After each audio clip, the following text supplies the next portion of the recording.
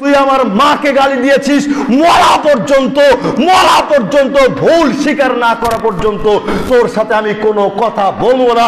যেই দিন তুই ভুল স্বীকার করবি সেই দিন আমি তোর সাথে কথা বলবো, সেই দিন তোর সাথে কথা বলবো।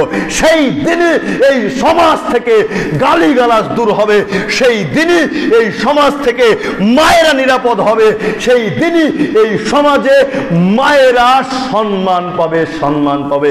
জোরে সরে বলুন ঠিক না বেঠিক? আপনার মা কি আপনাকে জন্ম দিয়ে ভুল করেছিল? আপনার মা কি এই উপাধি নেওয়ার জন্য, পতিতালয়ের মেয়ে হওয়ার জন্য আপনাকে জন্ম দিয়েছিল? বেকুব কোথাকার, তোমার মাকে গালিগালাজ করে তোমার লজ্জাবোধ হয় না, তোমার ইতস্তবোধ হয় না? তুমি তার ডাকে সাড়া দাও কি করে? সঙ্গে সঙ্গে তোমার তো উত্তর দেওয়া উচিত ছিল। ونعوذ بالله من شرور أنفسنا ومن سيئات أعمالنا من يهده الله فلا مضل له ومن يضلله فلا هادي له وأشهد أن لا إله إلا الله وحده لا شريك له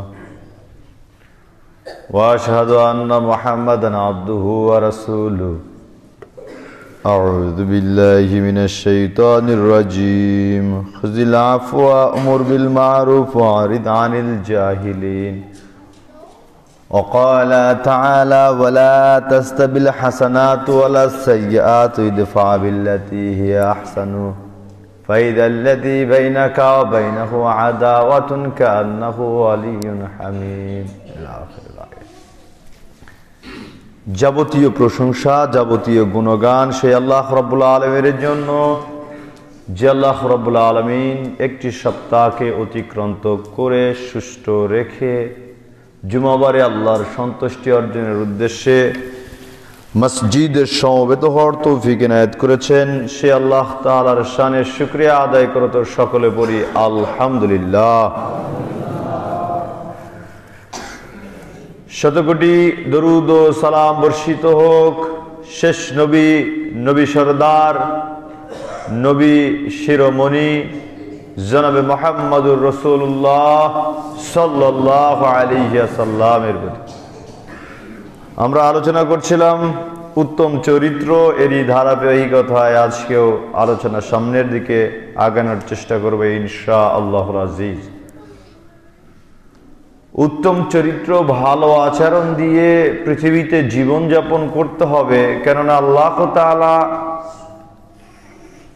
যার মধ্যে উত্তম চরিত্র দিয়েছেন তাকে প্রকৃত কল্যাণ দান করেছেন। সুবহানাল্লাহ। যার মধ্যে নম্রতা, ভদ্রতা নেই, ওই ব্যক্তির ভিতরে প্রকৃত কল্যাণই নেই। এ কারণে কবি নজরুল বলে গিয়েছেন, যেদিন তুমি এসেছিলে ভবে, কেঁদেছিলে একা তুমি, হেসেছিল সবে, এমন জীবন তুমি করিও গঠন, মরণে হাসিবে তুমি, কাঁদিবে ভুবন। কিন্তু আমাদের চরিত্রটা কেমন? আমাদের চরিত্র একেবারেই ঘৃণিত হয়ে যাচ্ছে। দিন যত যাচ্ছে আমাদের আমলনামায় পাপ ততটাই বেশি হচ্ছে। পাপ বেশি হচ্ছে তো হচ্ছে নিজেকে সৎ প্রমাণ করার জন্য, নিজেকে খালেস প্রমাণ করার জন্য, নিজেকে ভালো প্রমাণ করার জন্য মানুষের নিকট থেকে উত্তর নিতে হয়। আমি কেমন মানুষ বলেন তো দেখি, ভালো। আমি কেমন মানুষ বলেন তো দেখি, ভালো। আমি কেমন মানুষ বলেন তো দেখি, ভালো। আমার ভাষা বুঝতে পারেন নাই? জানাজাকে কেন্দ্র করে, মৃত ব্যক্তিকে কেন্দ্র করে আমরা উপস্থিত জনতার সামনে বলি অমুক ব্যক্তি কেমন ছিল, তমুক ব্যক্তি কেমন ছিল, ভালো ছিল, ভালো ছিল, ভালো ছিল। তিনবার যদি বলে ভালো ছিল, 40 জন মানুষ যদি সাক্ষ্য দেয় ভালো ছিল, তবে সেই ব্যক্তি জান্নাতি। জান্নাত মনে হয় তোমার বাপ তৈরি করে দিয়ে গিয়েছে, তুমি বললে আর সঙ্গে সঙ্গে জান্নাতে দেয়া হলো। ভণ্ডামি করার জায়গা পাও না। হাদিস বুঝতে হবে ন্যাচারালি।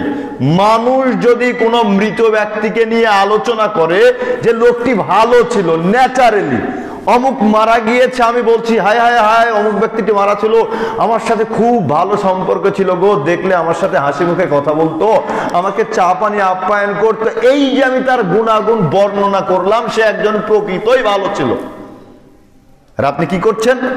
অমুক কেমন ছিল, তমুক কেমন ছিল, বাহবা নিচ্ছেন। আপনি তার জন্য জাহান্নাম বা শাস্তি কনফার্ম করলেন। 100 জন মানুষ থাকলে আপনি কিভাবে চিন্তা করলেন যে ওই 100 জন মানুষ বলেছে যে ভালো ছিল? কেউ তো মনে মনে বলেছিল না ব্যক্তিটি খারাপ ছিল, আমাকে জ্বালিয়েছে। ঠিক ঠিক। হাদিসের মতন করে আপনাকে চিন্তা করতে হবে, নিজের মতন করে চিন্তা করতে হবে না। শরীয়ত না বুঝলে শরীয়ত বুঝতে হবে, জানতে হবে, জানা মানুষের নিকটে জানতে হবে। আপনি যেই ব্যাপারে জানেন না সেই ব্যাপারে নাক গলান কেন?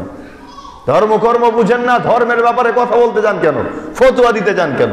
যারা ধর্ম বুঝে তাদেরকে জিজ্ঞেস করুন। আল্লাহ তাআলা বলছেন পৃথিবীর অজানা মানুষ তোমরা জানা মানুষের নিকটে জানো, দলিল সহকারে জানো।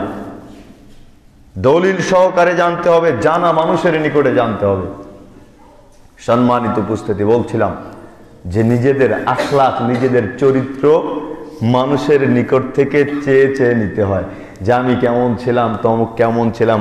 আর আপনার যে নীতি, আপনার যে স্লোগান, আপনি স্লোগান দিচ্ছেন আপনার নেতার পক্ষে, অমুকের চরিত্র ফুলের মতন পবিত্র, প্রকাশ্য দেখতে পাচ্ছি ছবি মূর্তির মধ্য থেকে বের হচ্ছে, প্রকাশ্য দেখতে পাচ্ছি জেনা ব্যভিচারের আড্ডাখানা থেকে বের হচ্ছে, প্রকাশ্য দেখতে পাচ্ছি একেবারে নেশা দ্রব্যের ফ্যাক্টরি থেকে বের হচ্ছে, আর আপনি বলতেছেন অমুকের চরিত্র ফুলের মতো পবিত্র। সার্টিফিকেট দিয়ে দিলেন, সার্টিফিকেট আপনি দিয়ে দিলেন। অন্যায় করলেন, অন্যায়কে সহযোগিতা করলেন, অন্যায়কে সাপোর্ট করলেন। শনিবার আমাদের যেই পরিস্থিতি, যারা ধ্বংস হয়েছিল, যারা অন্যায় করেছিল, অন্যায়কে সহযোগিতা করেছিল, যারা অন্যায়কে দেখেছিল, বাধা দিয়েছিল না, 3 শ্রেণীর মানুষ ক্ষতিগ্রস্ত। আর আপনি অমুককে তমুককে সার্টিফিকেট দিয়ে দিলেন একেবারে নিষ্পাপ ফুলের মতন পবিত্র। তোমার নেতা কত যে নিষ্পাপ, দেখা যায় যে তার নামে 2-4টা ধর্ষণের মামলা লেগেই আছে। ঠিক না ঠিক বললাম? সম্মানিত উপস্থিতি, এই কারণে জবান লাগাম দিয়ে কথা বলতে হবে, আপনার কথা যেন আপনাকে জাহান্নামে নিক্ষিপ্ত না করে। হাদিস তো একটা বলেছি, আল্লাহর নবী বলেছেন কোন মানুষ যদি এমন কোন কথা বলে আল্লাহর অসন্তুষ্টি অর্জনমূলক কথা, যেই কথার তাৎপর্য সম্পর্কে বান্দা অবগত নয়, কিন্তু সেই কথার কারণে আল্লাহ তাআলা অখুশি হন, আল্লাহ সুবহানাহু ওয়া তাআলা ওই কথার কারণে তাকে জাহান্নামে নিক্ষিপ্ত করবেন। জোরে সোরে বলুন নাউজুবিল্লাহ। এই কারণে সাবধান এবং সতর্কতা অবলম্বন করুন। আমাদের আচার ব্যবহার খুবই নমনীয় হতে হবে, নম্র ভদ্র হতে হবে, যাতে করে একজন মানুষ আমার নিকটে, আপনার নিকটে ভিড়তে সাহস পায়, নিরাপদ বোধ মনে করে। পাশের বাড়ির প্রতিবেশীর একটা কন্যা রয়েছে, একেবারে দেখতে খুব সুন্দরী রূপবতী, তার বাবা যখন 2 দিন 5 দিনের সফরে বাড়ি থেকে বের হয়ে যায়, তখন সেই পরিবারটা আপনাকে নিয়ে আতঙ্কিত থাকে। হায় হায় হায়, আমার বাড়িতে একটা যুবতী মেয়ে রয়েছে, পাশের বাড়িতে একটা যুবক ছেলে রয়েছে, কখন না সেই যুবক ছেলেটি আমার মেয়ের উপরে, আমার কন্যার উপরে একেবারে হাইনার মতো, পশুর মতন ঝাঁপিয়ে পড়ে। আপনার প্রতিবেশী আপনাকে নিয়ে, আপনার সন্তানকে নিয়ে নিরাপদ নয়, চিন্তিত চিন্তিত। আপনি চিন্তা করুন আপনি কোন প্রকৃতির আর কোন স্বভাবের মানুষ।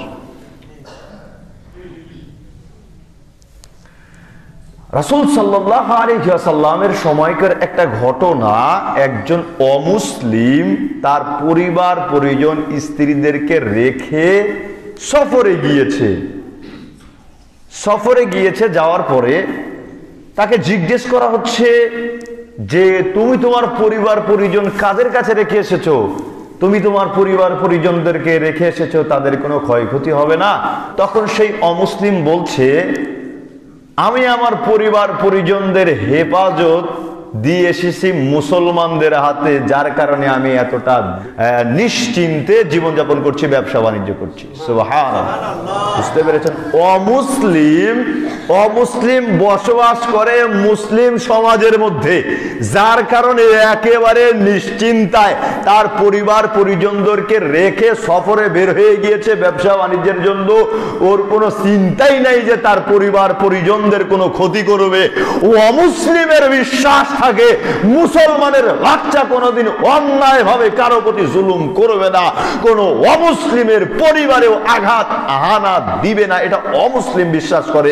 কিন্তু আজকে আমাদের যে পরিস্থিতি, আমরা নিজেরাই নিজেদেরকে হেফাজত মনে করি না। আমরা মুসলমানরা আর এক মুসলমানের হাতে অনিরাপদ হয়ে রয়েছি। আমাদের পরিস্থিতি এরকম।